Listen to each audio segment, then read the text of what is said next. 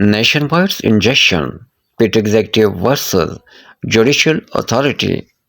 President Donald Trump's agenda has been flawed by a long list of orders issued by federal judges against his policies.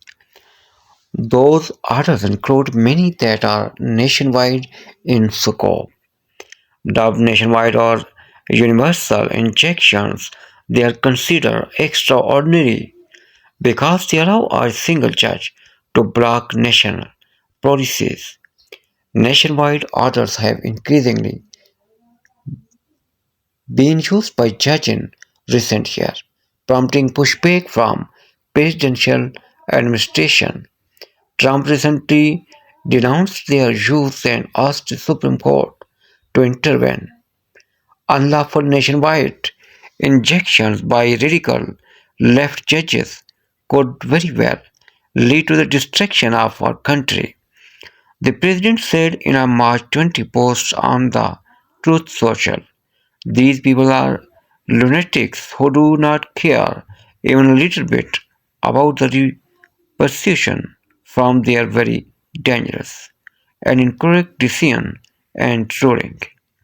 Judges have defended the broad scope of the injections, saying they are necessary to avoid abrupt harm resulting from executive action. Critics meanwhile argue that courts are exceeding their authority even as liars shop for favorable judges who are likely to agree with their policy preferences. While the Supreme Court has yet to address this issue, it could have the finally say as challenges to Trump's action make their way up the appeal process.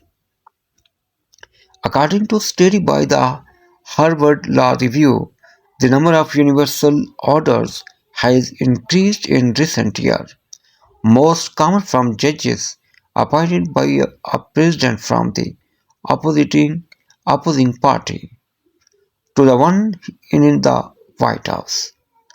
The trend, the study said, has been flooded by judge shopping, where plaintiffs strategically file lawsuits before judges they review as more favorable to their case.